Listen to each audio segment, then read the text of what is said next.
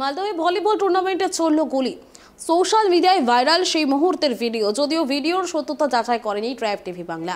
আর এই ঘটনার video viral হতেই শুরু হচ্ছে রাজনৈতিক চাপানোতর।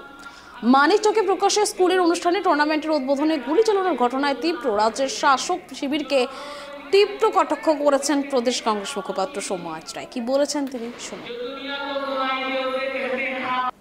মালদার ঘটনা প্রমাণ করছে এটা হচ্ছে উন্নয়নের উৎসব, হচ্ছে উন্নয়নের প্রতিযোগিতা। ভলিবল প্রতিযোগিতা দেখছেন না, তৃণমূলের লোকেরা, তৃণমূল আশ্রিত দুষ্কৃতকারীরা বন্দুক ছুটছে, গুলি ছুটছে। মানে পশ্চিমবাংলায় এটাই হচ্ছে উন্নয়নের আদর্শ মডেল। তৃণমূল মানে গুলি, বন্দুক, বোমা। তো তারা ভলিবলের টুর্নামেন্টে গুলি গালা ছুটবে, এটাই তো স্বাভাবিক। এটা হচ্ছে উন্নয়ন উপচে বেরোচ্ছে।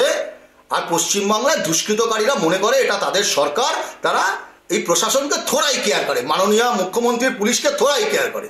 পুলিশ এদের কাছে কার্যত আত্মসমর্পণ করেছে, তাই এদেরকে ধরা যাবে না। সারা পশ্চিমবঙ্গ জুড়ে গুলি, বোমা, বারুদ এগুলো থাকবে। এটাই হচ্ছে এগিয়ে বাংলার মডেল, এটাই হচ্ছে নতুন বাংলার মডেল। দুষ্কৃতকারীরা কার্যত তাদের মরুদ্যান হিসেবে পশ্চিমবঙ্গকে চিহ্নিত করেছে, ফলে তারা অধরা থেকে যাবে।